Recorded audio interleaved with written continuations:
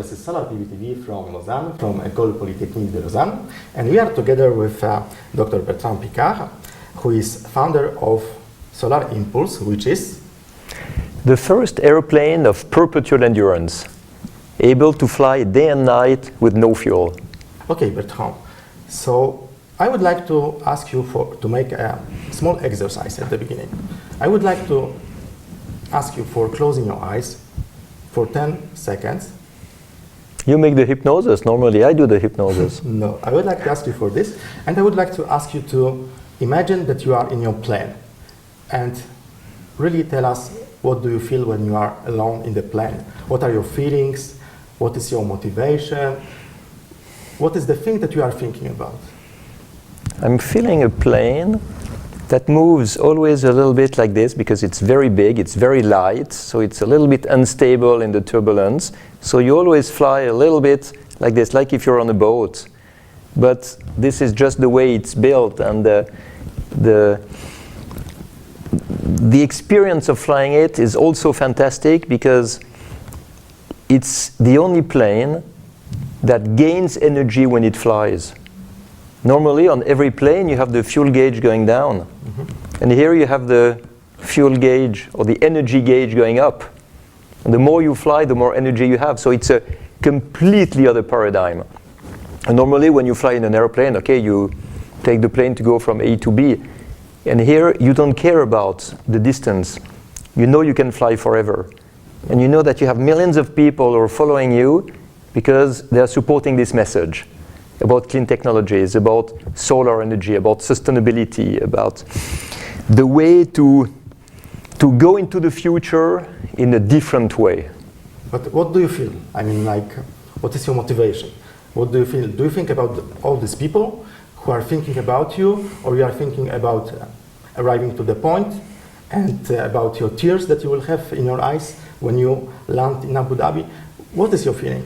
No, there are two parts in my life always. I want my life to be exciting and useful. So I love the part that is exciting because it brings very interesting experiences. I always go beyond what I believe I could do. I achieve things that nobody thought could be achieved. I push my limits to the impossible and hopefully succeed. But this has to be useful, otherwise it's selfish. So it has to be useful in order to demonstrate that today the technologies, the clean technologies, are mature enough to achieve impossible things, and that all the technologies we have in Solar Impulse can be used everywhere. And do you remember the day or the moment, the second, when suddenly you said, wow, Bertrand, I would like to fly with solar? Do you remember this moment? Yeah, the absolute first moment is when I saw the UAV from NASA, Helios, flying with a remote control, and I thought, why do they have a remote control? They could have a pilot, and I want to be the pilot. And then I forgot about it because I didn't have time. I was on my preparation to make the first round-the-world non-stop balloon flight. And during that flight, it was 20 days, every day I was afraid to fall short of fuel, because we had propane to heat the envelope. And the fuel was decreasing every day. And I thought, that's not a way to fly. And I succeeded with Brian Jones, but there was no fuel left. And it was really tight. It was almost a failure. We just succeeded because we had 2 hours of margin with a propane after 20 days. And that's when I made the promise that I would fly around the world with no fuel. Exactly. And have an aircraft that would be able to make perpetual flight, stay in the air forever. So you had your dream, and of course, to realize your dream, you had to make contagious other people with this idea. So how did you succeed to make it? I understood one thing. It's absolutely useless to try to convince people that your idea is good. Because when you convince somebody, you're always fighting against the part of the other one who would like to resist, who would like to say, no, I don't want to come, no, the idea is crazy. So don't try to convince, try to motivate. Try to associate the other one to your dream. And I was never looking for somebody making my dream for me happen. I was looking for people who would be together with me, make it happen, and make it their own success also. And that was the case with the Swiss Federal Institute of Technology. It was the first institution who believed in my vision, with André Borschberg, who became my partner in this project, and with all the technology and financial partners who are funding this project. Speaking now about your flight, so you had already the first part of the flight from Abu Dhabi to Hawaii, and I would like to ask you, which were the biggest issues and problems during this flight? Everything. Everything, because it has never been done. So you always have a big part that is unknown and unpredictable. We were delayed in total 2.5 months by the bad weather in Chongqing, in Nanjing, in Japan. So it took us much longer. Then we overheated the batteries, which was our mistake. It was not the technology of the batteries, it was our mistake to misuse them, climb too fast, insulate too much, and now we have to change them. Overflight permissions, visa problems in the immigration in India. You know, so many things. So at the end, which are unpredictable, I tell you, if in the future you have less adventure and exploration, it's not because people won't be keen to try new things. It's because it will be so difficult with administration and bureaucracy and certification and legislation and things like that. It's also difficult. Okay, so I will ask you one question which I asked Elon Musk. Actually, I asked him this question, I think it was like 2 days or 3 days after his rocket blew up. And you remember it was during his birthday, actually. And I was in Boston at NASA conference, and a lot of questions were like really diplomatic, etc. But I asked him the question which I really had in my heart. So Elon, can you tell me, what keeps you fighting, especially in such difficult moments? And I would like to ask you the same question, Bertrand. What keeps me fighting is the profound conviction that if it was easy, somebody else would have done it already. And each time things are difficult, it just reminds me, and just reminds everybody in the team, because I tell them the sentence maybe every week, it reminds to all of us that we're pioneers. That all these difficulties are just challenges to overcome. And if we want an easy life, let's not go in the world of exploration and adventure. And this is exactly what I do also with my team. And another question, let's say for the second part of the flight. And how do you see it will go on? And when do you expect to land in Abu Dhabi? I plan to land in Abu Dhabi at 10:30 in the evening. But the date is not yet. No, the date is not fixed. The month is not fixed. I hope the year is fixed, but it should have been this year in 2015, and now it's postponed 1 year. Which is on one hand is great also for our movie, because thanks to that we can have your story in our film. So, but which are still the challenges to overcome, let's say, to start flying, and what do you expect based on the experience from the first part of the flight, which will help you to reach the final goal? We have made the first series of flights across Asia. Shorter flights, but very challenging in terms of overflight permissions, weather, operations, logistic, and things like this. Then we had the flight of André from Nagoya to Hawaii, which was the first time there was an airplane flying 5 days, 5 nights with no fuel. So I would say in terms of logistic, in terms of unpredictability of the technology in the airplane, we have a lot now behind us. But in front of us, we have very, very iconic flights. You know, reaching America from Hawaii, then crossing the US, then crossing the Atlantic, and then of course going back to Abu Dhabi. So these flights will be used to really promote our spirit about clean technologies, about solar energy, about protection of the environment, about fighting climate change, showing that climate change is not a big, expensive problem. It's a fantastic, profitable opportunity to bring new technologies on the market. It's like a new industrial revolution. Exactly. And we want to carry that message when we will fly for the second part of the Round the World. Okay, so I have something for you. And this is actually quite a historical moment. So this is invitation from the Global Solar Council.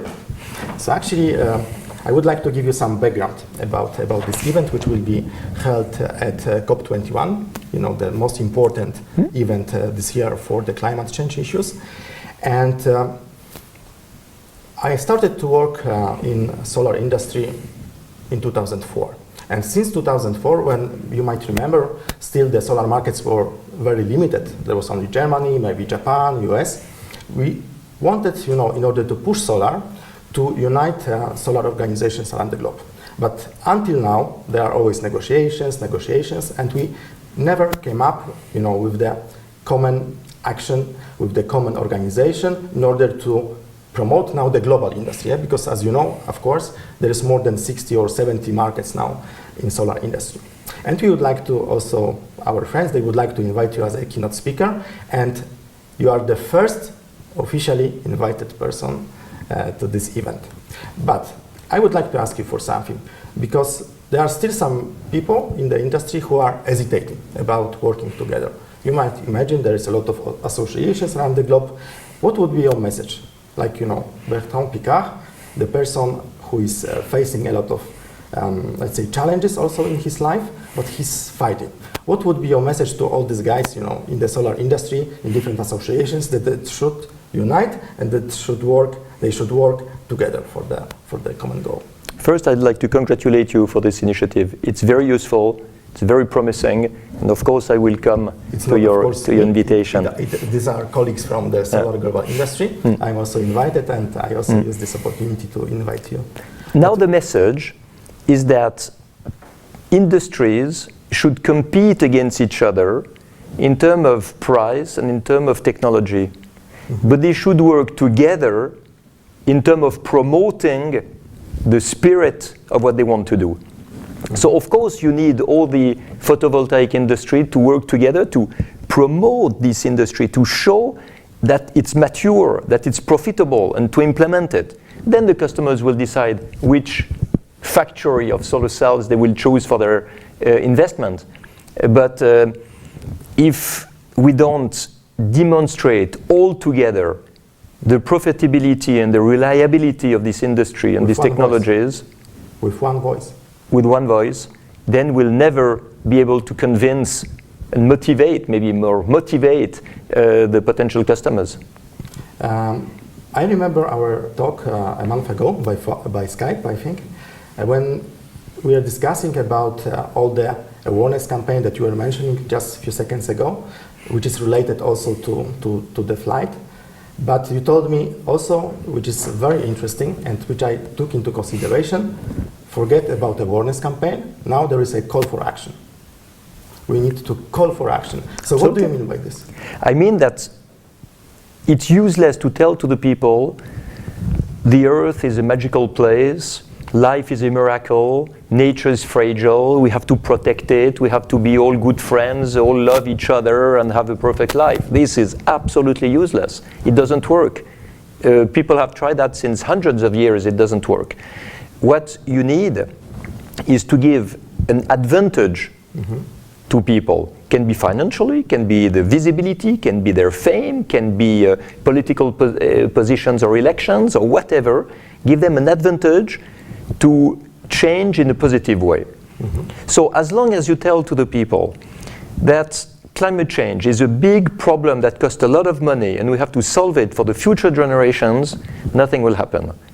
Who cares about the ice melting in 50 years if you need to take your car today to go for shopping, or if you want to produce something to give work to your employees and pay their salary? So you need to change this behavior into a behavior that is profitable today for the generation of today, in terms of new products for the industry, in terms of new industrial processes, in terms of new clean technologies that will replace the old polluting devices that we have. And this is something extremely practical. But it involves the governments. We need a legal frame that will push the replacement of old polluting devices by new clean technologies. We have laws and legislations and regulations for hygiene, for health, for education, for taxes, for justice, for police, for everything that allows us to live together. There is no regulation that prevents people from sending as much CO2 as they want in the atmosphere. There is no legislation and regulation that prevents people to use technologies that are 100 years old. The insulation of our houses, our light bulbs, thermal engines, you know, it's our heating systems, they are 100 years old. They have more losses than performance. This is what we need to change. And last question, Bertrand, as you are a visionary person, I imagine that you have already some plans after the flight of Solar Impulse. Could you tell us more about these plans? I hate to tempt fate. Let's finish Solar Impulse first. Okay. So you know, it's a difficult project.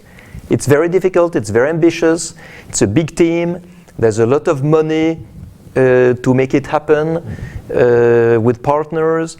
It's really something that has so many pieces in the puzzle that we have to focus to have all these pieces at the right place to give the right image, the right picture at the end. If one piece is missing, we won't succeed. So you are really focusing on Solar Impulse. Yeah, absolutely. The only thing in your head. Well, we're thinking of different things, like making a Solar Impulse for high altitude telecommunication systems with no pilot on board.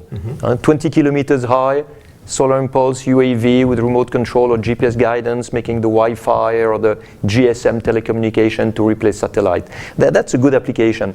But at the same time, it's an industry process, and I'm a pioneer, I'm not an industrial.